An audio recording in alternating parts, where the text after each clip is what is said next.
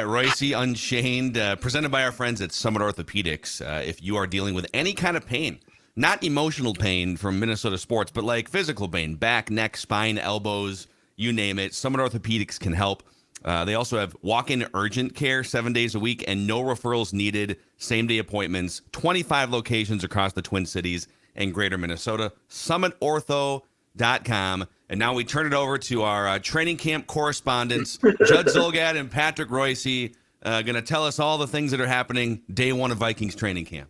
You missed it, Patrick. You missed it. 100 degrees-ish, but we're still in shorts now. Got helmets on. Yes. But gone are the days when Brad Childress in 2006 practiced two-a-days in a driving rainstorm in full pads. So we don't get quite the glimpse of the boys that we used to. But yeah, I could turn this thing down to like 85 and be very happy.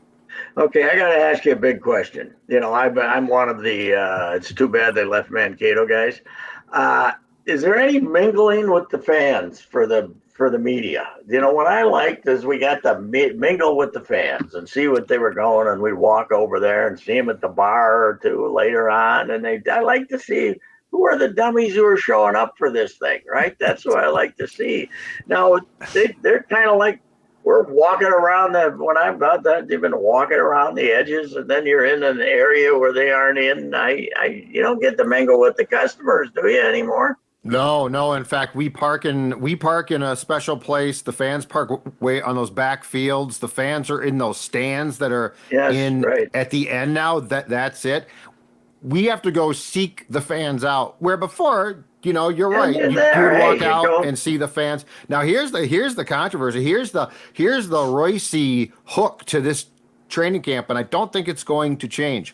A year ago, so they've got fields that they can turn. So like they can go lengthwise, or they can turn them this way, so they're coming at the fans, right? Well, last year the fields were turned so that if you were in the stands, field one was a great view of the entire field. Mm-hmm. Now they're turned the other way, so it's a vertical, so they're coming at you, so it's like an end zone seat. How long does it take to turn the fields? Is it like a retractable roof, or I think what they can do is, because it's so much room, they can reline them. But I mean, it's not just an ordinary like paint machine now, right?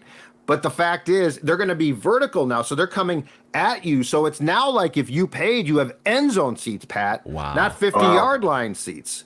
So again, the Vikings strike. Didn't we have a big controversy last year that almost from the first day that Kevin didn't want anybody putting anything on their cell phones? They didn't want you taking any videos because these could be stolen by the opposition, and they could somehow get a hold of. If you were tweeting out some kind of video or Xing out some kind of video. Glad that you're with it. Yeah, that's good. Some kind of video.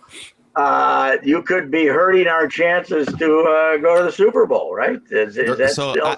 I'll tell you, because I'm gonna make a reappearance at training camp here in the next few days for the first time in like 5 years. So I did read through the bylines. I don't want to walk in and I don't want to walk in with like my Justin Jefferson jersey and be like, oh my God, you can't wear a jersey. So there are certain things there's certain things you can't do, but then there's certain things that they highly recommend you don't do. So when you're like, you can't film for certain portions, but when you do film, the Vikings strongly recommend that you focus on players, not like schemes and plays and things like formations. They're paranoid about that. Yeah. Well, what you mean? So, if you mean if the TV stations are filming, or Judd with a phone. No, it's fans. Okay. No. We're cut off at a certain point. So like they come through after a certain amount of time, and it's usually like individual work and stuff, right? We can film all that. Then the Vikings come through and say, filming is done, put your camera down, back away from the camera. What they're concerned about, and what they put on the scoreboard at TCO last year, was they're concerned about people in the stands that they can't control, filming from the stands. I think part of the reason why the fields might be turned is the formation wouldn't be as clear possibly because it would be farther down. So it's the fans that they're paranoid about, not so much us, because we're puppets, we're controlled. But the if I'm if I'm in the stands holding up my cell phone, and is somebody going to walk down to me and ask me not to do it? Do they have any security guards? They have ushers, yes. But they can't make you. They can't make you, right? No, but they can say filming is done, and I mean, technically you can keep going, but people around you are probably going to jump you for it because probably they're afraid get harassed by people who think the reason we lost to the Giants is that they knew we were going to throw under the sticks to Hawkinson at the end of the game because you filmed something in August. You cost us a trip to the Super Bowl, you scumbag. Put that phone down. Yep. What were to happen? Like, let's say we sent Declan over in a full, as a fan, wearing like Bears stuff, Chicago Bears stuff. Right. That's what could he sit we there and might say, need a guy. We might need a guy with a few more muscles. Can we get somebody a little bigger? No. What you should do is because you should emphasize my teenage looks, right? Like, I'm just a teenage fan, like filming stuff. He's like 13. He's just a kid. He's just a 13-year-old kid looking for stuff. Right.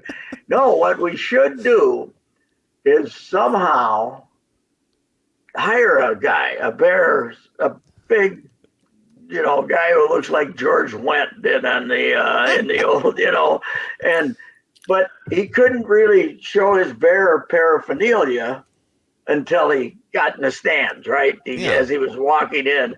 Then all of a sudden, this guy we've hired is in the stands in his Bears thing, filming like he's got to look like he's got a camera or something and filming the thing and see what would they kick him out? Would they have the right to kick him out? Is the question. I think so. I think they might, but they definitely would try and stop him. Not if he's using his phone, though, probably. But but he's using some other larger gadget, like an iPad or something like that. I don't know about that. I'm sure. I've heard the ushers when people continue to film. I've heard the ushers tell them to stop. No, tell them to stop. Yeah, but I don't know that they can. I mean, I guess they could send up the muscle to try and stop him. I think Kevin Let's find out. That should be O'Connell's job. The assistants can run practice. Yeah, right. He just goes through the crowd and says, please, individually, can you please put I like your the phone Declan down? idea. Let's find out what happens to Declan. Especially now when you aren't our guest. Now that I've paid, I'm not your guest anymore. I'm a customer, right? So you should have less power with a customer than you do with a guest, right?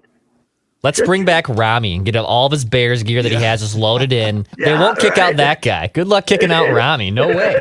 He lifts weights, okay? Yeah, he's gonna. You got to do something to agitate him. That would be fantastic. But hey, what was your favorite Jorge Lopez outing over the past year, Pat? Oh man, April. It was. I've told you guys this story. It was end of April. The Twins are at home, and I happened to get to the clubhouse after the game. At the same time, Rocco's gonna walk down to he's coming out of his office to walk down to that. Basically, by the way, how can you build this new stadium with all this stuff and have that as your media access place down there next to the, it's basically a room for nothing, But anyway, I'm walking, and Lopez had pitched that day. Like, he'd pitched the 8th and Duran pitched the 9th and just whoosh, no problem. And I said to him, and he was 10 appearances in April, nothing. And I said, boy, it must feel great to see this guy throwing good again. And he said, yeah, this is what we imagined, having him pitch the 8th and Duran pitch the 9th, or the vice versa. And just throwing it great. And what happened? I have no idea what happened, but he's unusable now. But it wasn't they traded for a guy who had been pretty good, but lately he's been terrible. So let's go get, Miami wants to get rid of Floro, and we want to get rid of Jorge. Who's going to have a better last 2 months? I mean, it's so hard to. Jorge or Floro has I would say this. Floro has the better career. Floro has pitched in 5 World Series games. Mm-hmm. So I guess if there's a little bit of an edge, but the Twins basically punted on because they technically controlled Lopez through next year. Team control, right. baby. So they punted on the year and a half of team control, which I think was a huge reason why they traded for him, right? They traded for him last year, and we get him for 3 years, basically. Yeah. And they're punting on that, and Floro's a free agent. We gave up 3 prospects, but they just obviously wanted to get just not the funny thing, but the odd thing is he actually got him out in the 10th inning the other night, didn't he?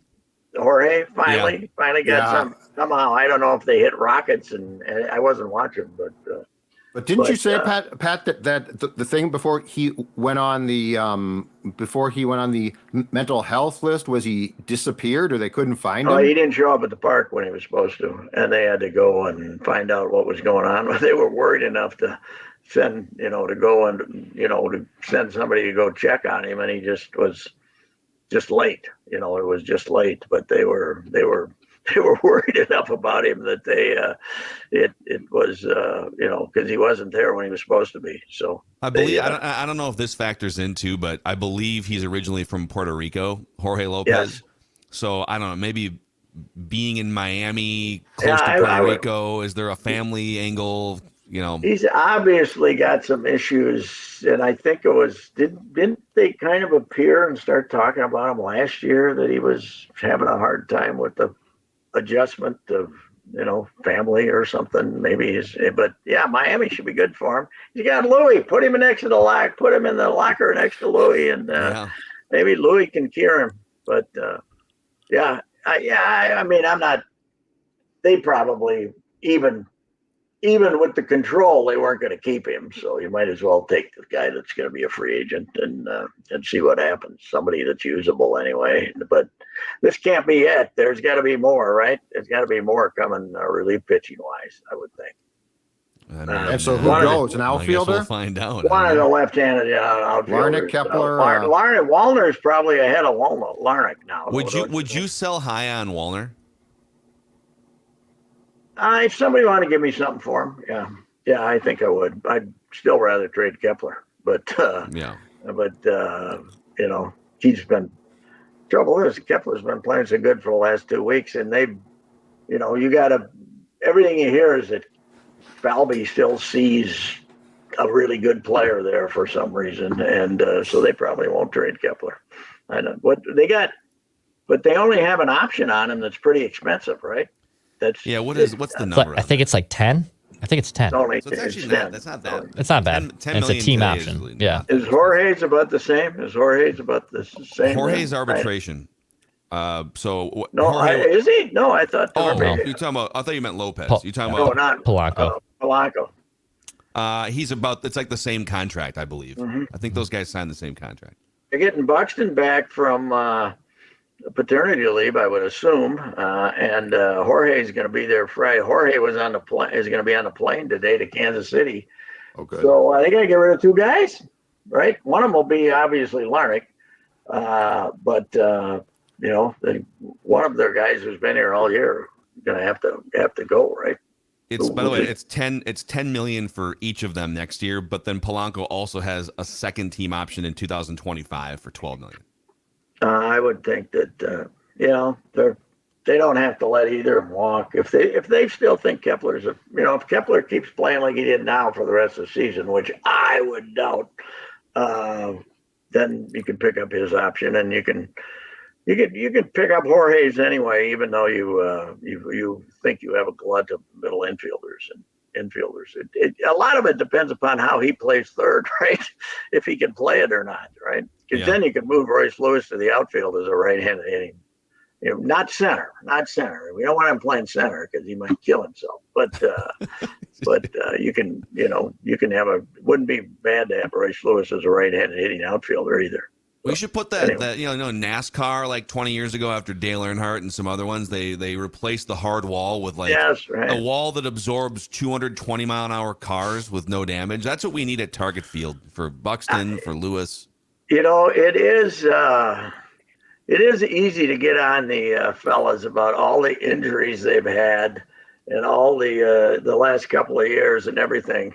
But if there's anything that symbolizes it, It's bringing Royce Lewis here, putting him in center field, and having him last 3 innings because he doesn't jump when he was supposed to up against the fence. They have had, I will say, in their defense, a lot of weird stuff happen, but they've also made a lot of bad decisions too. Yeah. Joey, hey, they don't have the guts to get rid of Joey, do they?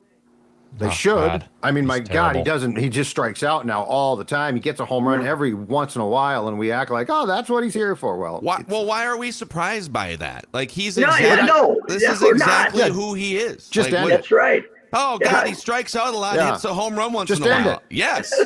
Just end it. It doesn't fit baseball 2023 as much as some guys do. I mean, too bad. Didn't work out. Hey, Patrick, what's your opinion of this PJ Fleck piece that Front Office Sports came out with? That basically unnamed sources, former players, I believe, saying it's a cult-like atmosphere at the Gophers. Well, it probably is when if you have to sit around and come up with all these stupid sayings and act like they mean something. I suppose that for some people that aren't indoctrinated, it is, but it doesn't. I mean, the thing about Pat Fitzgerald, people put their names to it. So a lot of the players, the former players, put their name to it. And when the story, if you're too big a wimp to put your name to it, then I mean, it was just they obviously this Front Page Sports, what I don't know anything about it, or Front Porch or whatever. Front Office. It is legitimate. It's a legitimate platform. I don't know anything about it, but it obviously was okay. We got to get one of these ourselves here, right? They wanted something but I don't think it's going anywhere. Because nobody's name is to it, and the accusations were not. Listen, there's this kid that got basically left the team. And about 3 years ago, and they asked him to leave the team, and they basically didn't treat him well because they wanted him. They wanted his scholarship, basically, and he's been trying to stir up. He's been trying, and I've gotten emails from him. Other people have gotten emails from him, or at least people working in his behalf, and trying to. And it looked like a guy who wasn't good enough to play, being bitter, right? And so I never acted on it, but I can. The quotes I saw at the very bottom of the story were, I could tell they were from that guy. I don't know. He said it. He's not for everybody. And I mean, if I had to go in there and say every time somebody said to me, "How are you feeling?" and I was supposed to say elite, and I was saying, pretty horse bleep today, and I couldn't say that. I don't know, but the punishment. The idea that he's got guys crawling 400 yards or so, is funny. That didn't make any sense, because if you're going to say that, you got to put your name to it. And I thought it was, I hate to be a defender of him. I wish it was all true, and he could be and he could have to defend himself. It'll be interesting. Today's his day at the Big Ten thing, so there'll be some questions about it, but he'll be able to blow them off, and we'll probably be so defensive about him that we'll give him another raise. I didn't realize he got another raise this offseason. Did he got another one this offseason? Did I read that? Yeah, he gets one every year, it feels like. I think he's got about 4 extensions. I think you may have nailed the big takeaway from this piece, which is, can we all agree, if somebody asks you, how are you today, that the answer doesn't need to be elite? Yes, it does not. I'm doing well. I'm doing fine. I don't, by the way, I don't believe the idea that you're quizzed on all his sayings. I don't believe that. Hyperculture, HYP, PR. How about the applause thing? If he walks into a room of players, now that would be. They have to applaud, and some guys in the back didn't applaud right, so they were chastised. I got him to it. I got to admit, there will be. Every time I write about the Gophers, there'll be a cheap shot about applause in there. There will be. That's what I took away. That I am going to. I'm going to stick to the applause all the time, and and especially if Nebraska comes in and beats them 42-10, and then I don't care. Did you applaud loud enough when the coach walked in the room after the game was over? So that'll open it up to some. But as far as what was the major suggestion as far as that would be considered improper, that he punished when that if you did not perform properly or you did not do what he wanted you to do in the practice field, you were punished? I think the big thing is the points system, that certain guys who did what he wanted would get like Marriott points.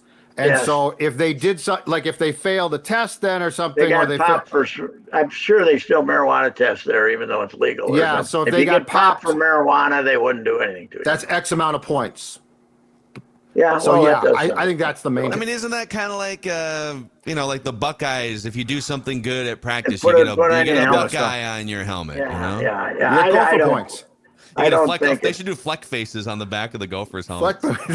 I did see some Gopher fans saying they have to figure out a way to control the basically as a nation, we have to figure out a way to control the media. Meanwhile, we have thousands of outlets, including front office sports. There's this stuff is coming from tremendous number of directions, and people are looking for hits, right? They're looking for hits. There'll be hits in this. So that's why they did it. But there's I don't see the proverbial smoking gun here at all. So anyway, I think we all know he's an odd guy. He has weird marketing tactics. It's worked enough over the past few years to win some games. It also rubs people and fans and players the wrong way in some cases. He's a polarizing guy, and my biggest takeaway is, there's some weird stuff in here that's probably true, but okay. He's had 6 years of okay, right? He's had 6 years of okay. One year of like the 11 wins, the Auburn win. The big opportunity a couple of years ago when they last year, and then also the year that I still can't figure out, like that one year where they ended up being pretty strong at the end, but they lost a Bowling Green team. I mean, they lost some games. That he does have a tendency as a coach to let bad teams stay in the game by playing it so conservatively. I think that would be my number one complaint if I was a Gopher fan. And I used to be a really hardcore Gopher fan, but I was like 15 when I gave that up. So anyway, beat the Hawkeyes and the fleck points are fine. That's all I got. Okay. If you can't beat the Hawkeyes, one of these, Ferentz is going to be the next one of these is going to be a relook at Ferentz, don't you think? They tried already. Yeah, they did try. They tried. You got out of it, man. Iowa City, they ain't going to give up. Yeah. Okay. All right, Pat. We'll talk to you tomorrow. Yep. Or not. We'll talk to you Monday, I guess. Okay. All right, there he is, Royce Unchained, also presented by our friends at Power Lodge in Miller Marine. I don't know, maybe some of these anxious Gophers players, maybe just row your boat out to St. Cloud to get one of these Bennington pontoons or something. 3 Power Lodge locations around Minnesota, 1 Miller Marine, the famous Miller Marine in St. Cloud. So, I don't know, throw an oar to Judd and see what he can do in the water. That's what if Declan buys a Bennington, every time he invites me on, I would applaud him. Every single time. I would give him a hearty round, a hearty applause, because you know what? That, my friends, is a winning culture when you have throttle therapy. Yes, millermarine.com and powerlodge.com. We appreciate them partnering with us here at SKOR North. See you guys.